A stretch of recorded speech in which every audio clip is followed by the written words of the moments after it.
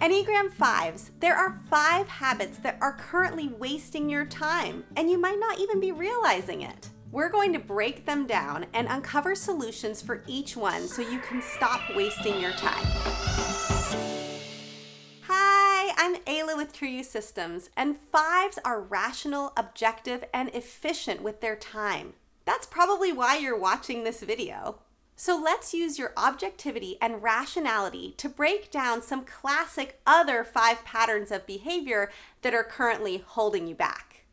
Okay, the first one is over-researching. This is all about gathering more information before making a decision. The I'll do more research first mentality.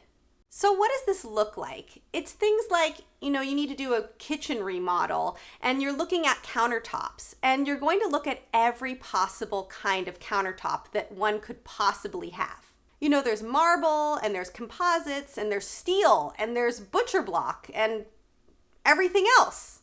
And the 5's going to spend a bunch of time becoming an expert in each of these options. A 5 isn't going to be satisfied just with a simple list of possibilities. It's like, well, what are the things about them? How are they made? Why would somebody choose this over something else?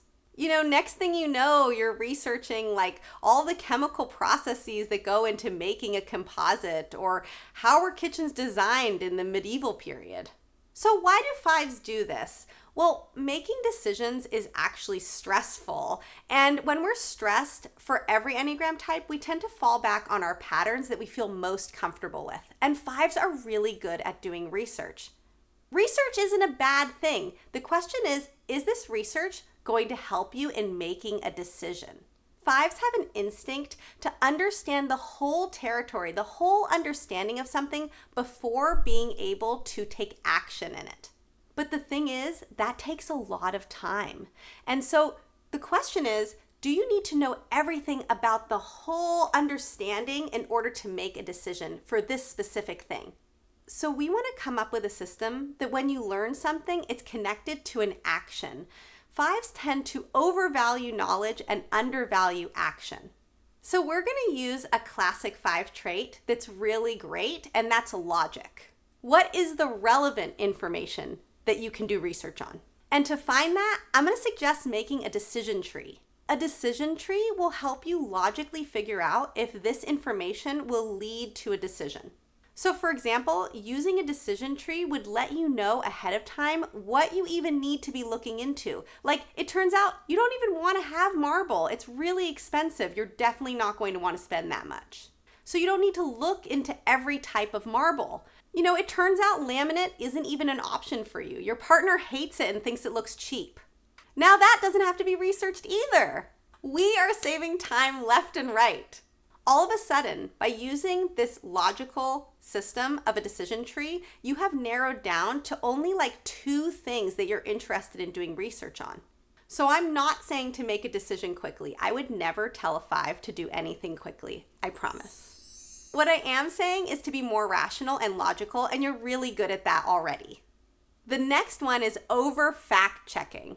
This is making sure you're accurate before speaking or writing. This can be a big slowdown. So for example, you're having a conversation with people and the topic comes up about baseball, stuff that you know about and that you're interested in, and you're going to chime in with this little factoid about some stats, but then you realize that you aren't sure about the perfect accuracy about that fact. So you check it up on your phone and make sure that it's right, and you get the information, and meanwhile the conversation has definitely moved on, and now they're talking about Machu Picchu. And now you can't even say the really interesting thing you were going to say. So that fact-checking wasted your time. This happens because 5s want to be seen as capable and knowledgeable. So they're very careful with what they say and making sure that it's accurate. But here's the thing, you are capable and knowledgeable already. Remember, you're already 90% more informed than the general population about most things. You know this. You observe people all the time. 5s are called the observers for a reason. You're seeing that people are saying things that make no sense all the time. Chances are you do know more about fruit flies than most people. So how do we solve this? Well, first off, it's not that big a deal to be wrong. That's irrational. 5s, you're better than this. The thing is, you can still make your point without all of the facts being 100% accurate. But you're thinking to yourself, oh no, they're gonna think I'm incompetent and that I don't know anything. That's not what they're going to be thinking. What they're thinking is that they're like, why was that person on their phone when everyone else was talking? Or why didn't they add anything to the conversation? They must not have anything to say. Or if it's an email, it's even worse. They're going to be like, wow, you're really not competent. They never got back to me, or it took forever. This video is not about optimizing for always being correct. It's about saving time. So we're going to optimize for not wasting time. So go ahead and make that point about the fruit flies having a really short lifespan. It's okay that it wasn't the exact pupating time. You still got the point across that they die all the time. Doing this will save you time, and I guarantee people will still think that you're smart, because you are. And now they're getting to see what's going on inside that brilliant mind of yours. By the way, if you've been liking this video so far, press that like button. And if you have more things you want to talk about and burning questions you'd like to ask me and just generally want to geek out with me on the Enneagram, I'm thinking of doing a live stream. So if you're interested, let me know in the comments below. And I'm also going to pin a link for you to sign up so that you don't miss anything that lets you know when it's going to happen. Next is being a cheapskate, or being overly thrifty. This is especially true for self-preservation fives, and if you don't know what that is, check out this video. Do some research. Okay, so this looks like driving to different stores in order to get a better price on something, custom building a closet organizing system instead of just buying one, or driving around and looking for cheap gas. So what causes this? Well, fives want to be self-sufficient and they don't want to be dependent on anyone or anything. So they tend to do things themselves and also try to limit how much they're having to depend on buying something or needing something in general. But ultimately, spending a bit more money might actually end up saving you time in the long run. So remember, time is money, and we need to find a way to accurately assess your time and how much it's worth to you. So find ways to trade money for time. Is there an off-the-rack solution that you can just buy that's going to solve the problem you're trying to solve? Is your project something where it makes more sense to hire someone and save you that time to do other things?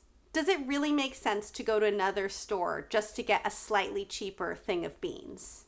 So just buy that cable at Best Buy. It costs $4 more, but think about how you're not spending more money on parking, you're not having to wait in line. And you're gonna say, well, I just buy my things on Amazon. And what I'm gonna say is, how much time did you spend looking at every possible option in order to save the 59 cents that you did? You are brilliant. Don't forget to calculate your time accurately. If it's a small difference in price, just stop spending time looking at it and just buy the damn thing. Next up is curiosity vortexes. This is not about fact-checking or finding out something and doing more research. This is about pure idle curiosity. Okay, sometimes this is a great thing, and fives are known for this and really good at it, and it's a lot of the reason why fives know so much about like tons of random things. But again, this video is not about how do you make sure to know a bunch of random things about a bunch of random stuff. It's about how to save you time. So for example, a curiosity vortex would be something like you're at work and you're inputting a name into your database and you're like, Georgia? I haven't heard that before. What is it? And then all of a sudden you're down this like crazy vortex where you're like, ooh, it's Albanian, and you're like learning about Albanian surnames. You know, before you know it, you're researching how to make Albanian dumplings. 20 minutes later, you're down this whole vortex about Balkan history and the Ottoman period. That's 20 minutes added to your workday though. So while arguably very interesting stuff, it's not saving you time. So a theme here you might notice in this video is the need to put a wealth of knowledge into some sort of action. And while curiosity vortexes are really interesting, they may not actually lead to some kind of action. Fives want to understand the world, and that drives them. That curiosity is why they're looking into things, and that's a great thing. But these curiosity vortexes are not productive. They're not working towards a goal, and they're not trying to. They're really recreational. So I suggest having a method where when you start to have the interest and the curiosity to look more into something, to have a read and save for later. I would never tell a 5 to cut the cord on that curiosity. That's going to feel really painful for a 5.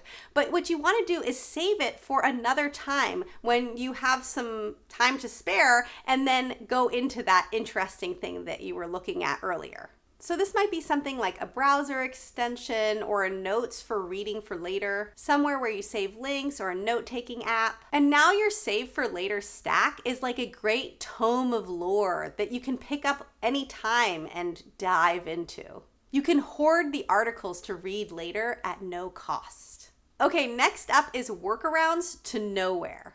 This is all about finding workarounds to save time, but ultimately they waste time. So for example, this would be like building a jig for a one-off woodworking project instead of just freehanding it. Or setting up a mail merge to send to just like a dozen people because you just don't want to write that many emails. So 5s do this kind of thing because they want to save time, but it's not just about that. Otherwise, they wouldn't do it when it doesn't actually save time. Really, it's more about not wanting to do things that aren't mentally stimulating. 5s can have incredible extreme focus when it's something that they're interested in, but the moment that they're no longer interested in something, it can be really hard to just do the thing. So figuring out that mail merge and setting up that jig is a more interesting project, and so it feels less tedious for 5s. So really, a lot of these workarounds are about making it more interesting. But you're thinking, what if my workaround really does save time? And it might. 5s are really good at coming up with creative problem solving in order to not have to do the thing that's boring. Like that guy who automated his entire job without his boss finding out. So what we need is an objective way to judge if this is one of those brilliant hacks or just a workaround to nowhere. So what you're going to do is ask yourself, how scalable is my workaround?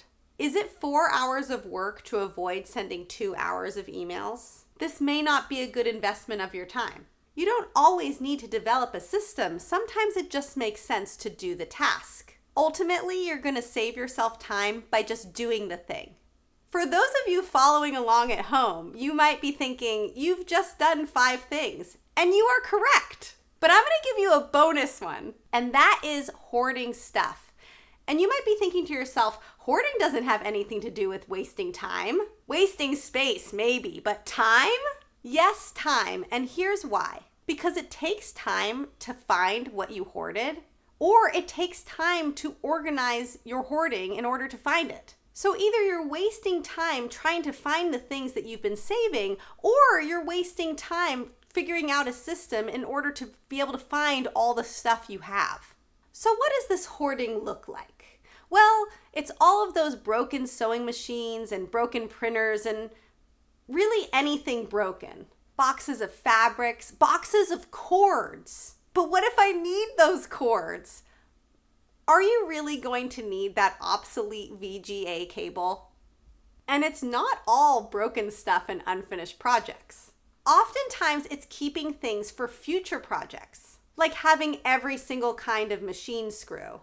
So let me explain why this is indeed wasting your time. If you think about time like money, would you spend a bunch of money up front on something you might not even use in order to not have to spend money on it later?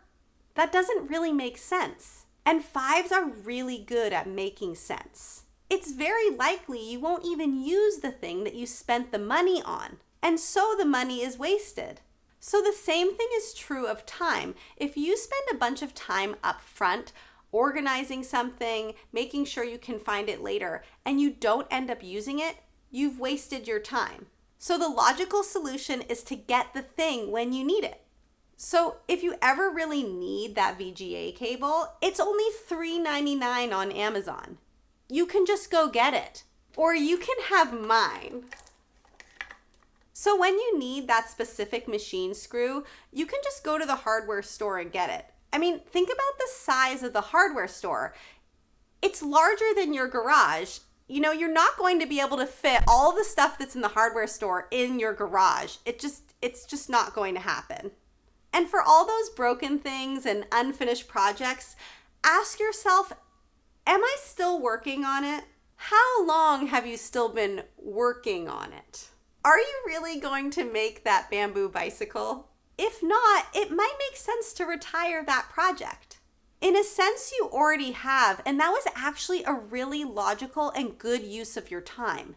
Remember the sunk cost fallacy. Keep in mind the opportunity cost.